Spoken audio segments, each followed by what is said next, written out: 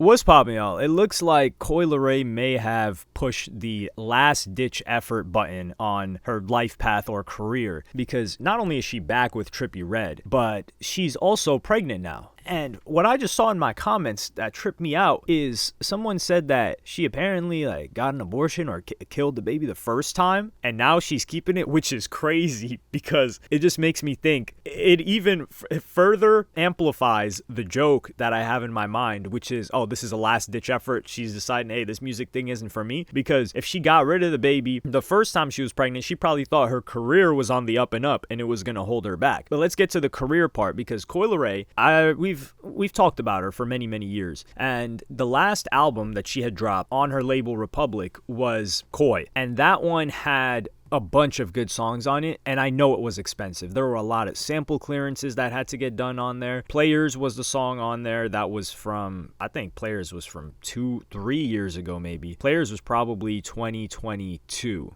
Right? I'm saying right, like you guys are going to know off the top of your head. Yeah, you guys will know off the top of your head. That's how much I trust you guys. You guys be knowing more than me sometimes. But it's because we've got the collective hive mind together. It's kind of like a spirit bomb. You guys are all given energy, and then we have this big knowledge bomb of hip-hop random facts. But Coi Leray, I like that album, and I said that. And I said it was odd to me how low it sold. That album sold 10K, which isn't much lower than what she would usually sell, but it's still 10K, and she's on Republic Records, which is a really big label. Like, these guys are dealing with Ariana Grande, with Nicki Minaj, with Drake. So her doing those numbers with the amount of money that they're putting behind her is no joke. So what happens? Well, she gets dropped from Republic towards the end of 2023. And she even tweets at them in August 29th. She tags Republic Records and says, "Let's keep it cute," with the winking and tongue sticking out emoji. And then she says on August 28, 2023, "2 more days until the infamous Blue Moon EP. August 30th, you will see the Super Blue Moon. According to NASA, the next one won't come until 2026. And this was just a month after. So immediately after Coi debuts at 102 on the Billboard 200 and sold 10K, she gets dropped, and she's talking about, oh, they should keep it cute. And the first album, which was Trendsetter, sold 11.5K. So this one didn't do much worse, and this is after Players too, which is interesting because you would think maybe they would say, hey, there's some potential here, we can carry this momentum. But I think they saw the project and said, she just doesn't got a fan base, and we don't know if we want to keep dumping money into her, which is the question that I've always asked for years, which is who keeps dumping money into Coi Leray, because she would have ended in 2021. 2022 max for most other rappers, but her career kept getting funded. And then she even talks about it in an IG live. So I'll play you guys that clip. I'm not on Republic Records no more. I'm on Island. When I dropped Blue Moon, Republic, they wanted they wanted some Taylor Swift, Ariana Grande, which I can do, but I still like to work on my own pace and my own time, and I'm still developing and learning and my own sound. So I felt like it just, the Blue Moon they didn't like. I wouldn't say that they didn't like, but it was something that they felt like they didn't want to put no money into. So when I got to come out my pocket and put my own money into my own music, you got to make real life decisions. Hello? What? Ma, where you at? You still want me to come? Yeah, come on. Our appointment's at 3 o'clock. Not everybody supports every single koi in the pond, if that makes sense. So my versatility, sometimes I'm rapping, singing, baby voice, deep voice, and different boats, different floats. Not everybody likes a certain thing, so I get it. I be wanting to put out music, and people be like, my labels, they want to roll the shit out, and I get it. But I be so up on just trying to drop. I feel like I be wanting to drop at least fucking... I got so much music. And then I make the music, and then I get over it. I make the music, I go through a time. So I write through experience. So I have an experience, I make the music, and then I go through new experiences. And the music just sits on my phone. And I'm like, all right, I don't want to drop that. I'm not feeling like that this year. I felt like that last year. Now I'm with Island. January, February, March, April. It's been 3 months. January, February, March, April, about to be 4 months. The transition is happening. So Coi Leray, she's mentioning the frustrations that she had with Republic, how they wanted her to go more pop, and she didn't really have the freedom, and now she was funding that Blue Moon EP herself, which sold a bunch of nothing. And then she talked about she's with Island Records. So Island Records, different record label. And what does she drop through Island Records? And this is also an example of where you can see how much a label can do to pump the numbers, because Blue Moon, they didn't fund it. So she put money on her own, and it was distributed still through Republic. So it was her last project before getting dropped on there, because you could see it's Uptown Records, division of Republic, and UMG on Spotify. There's only one song on there that got over 1 million streams, and it barely cracked 1 million streams. The two last songs are under, one is under 200K, one is 229K, and the others are under 700K. And this is Coi Leray, who dropped this in 2023 after Players and after that Coi album. And she had what, maybe 20 million monthly listeners at the time? Right now she's got 13 million. So 13 million, unable to crack 1 million, or barely able to crack 1 million after what's been a year and a half on that. So she's on Island Records, right? She gets dropped from Republic, or she leaves, whatever you want to call it. She's on Island Records for one EP.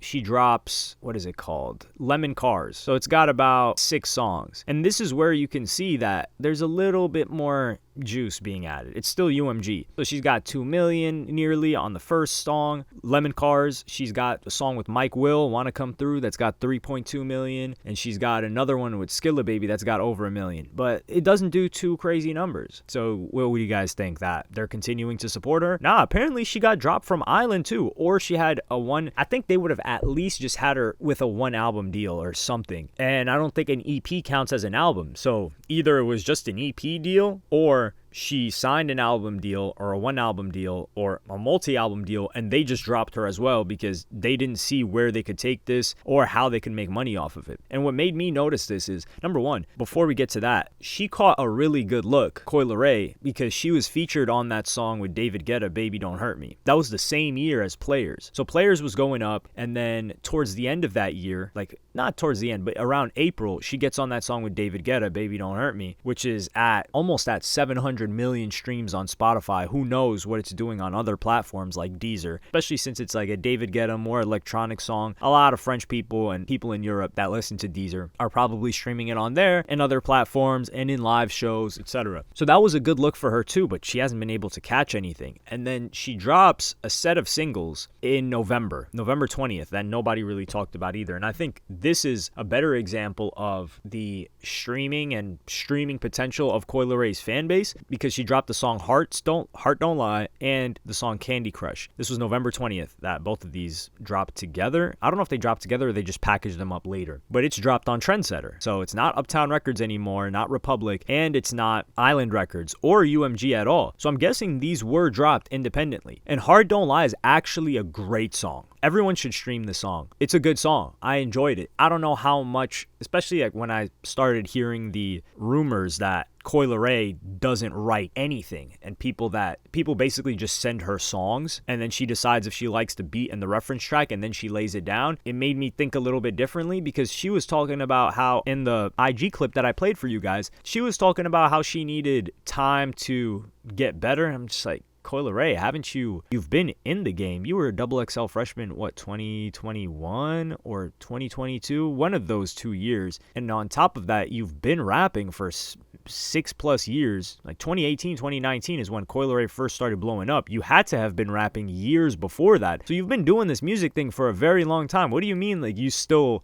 gotta get better? Now, of course, everybody can still improve on their skills, but the way she framed it was that she was still new and learning. And that's not the vibe I get from her music sometimes. But no, Coi was professionally produced. It was good song. There were good songs on there. This Heart Don't Lie track, I really like. If Coi Leray wrote this track, hats off to you. I'm clapping for you. This is a great song. It's a song that I would continuously listen to, and I will continuously listen to. Now, Candy Crush, it's not a song that I'm going to go back to very often, but it's a decent song too. But respectively, these got 625,000 on Heart Don't Lie and 159,000 on Candy Crush, which is not good for somebody with 13 million monthly listeners and somebody whose brand and awareness is as big as Coi Leray's. Now, her fan base, I don't really know where that's at. I think Coi Leray's just kind of a bit more of a celebrity now, which leaves a lot of money-making opportunities, but musically, it just seems like many people, I wouldn't say have left her behind because she was never really there, but she fell into this role kind of like Tyga where she had to come with the hit because Players was the first hit that she was ever able to catch, and it was on her own, which I gave her a lot of respect for that. Even if it was a sample, man, I don't care.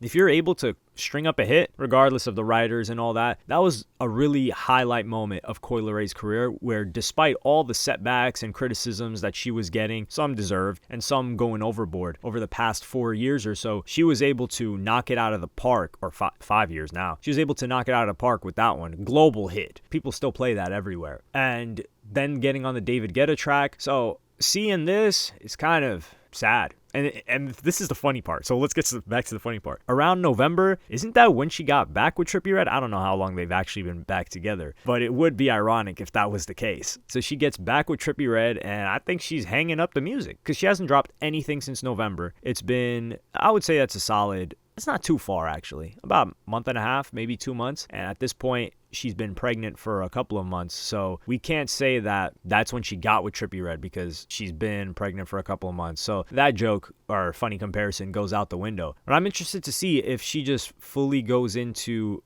being a mom and for the duration of her pregnancy, she kind of leaves her career on the back burner, not too concerned about it, or if she's going to continue making music. She doesn't really have, like Trippie Redd, granted, Trippie Redd does not have a solo song that has peaked with the amount of streams and global presence that Coi Leray has, but 6ix9ine has. But the point is, well, actually F Love is pretty big, Mr. Rage, but Mr. Rage and F Love, I would say so, but that's not a solo song. But yeah, none of these songs are as big and as widespread to just normal audiences as Players is. But Trippie Redd actually has a real deal fan base. Dude's got 27 million monthly listeners, which is mind-boggling. But yeah, that's the sad state of Coi Leray currently. I like that song. You guys should check out Heart Don't Lie if you haven't. Let me know what you think. Be honest about it. And don't say it sucks if it's not the type of music that you would listen to. That doesn't mean it sucks. If it's the type of music that you would listen to and have listened to and it sucks, then give your opinion on it. But let me know what you guys think in the comments. Like and subscribe and hit the notification bell if you enjoyed. Follow me on Twitter and Instagram. Thank you for watching. Peace.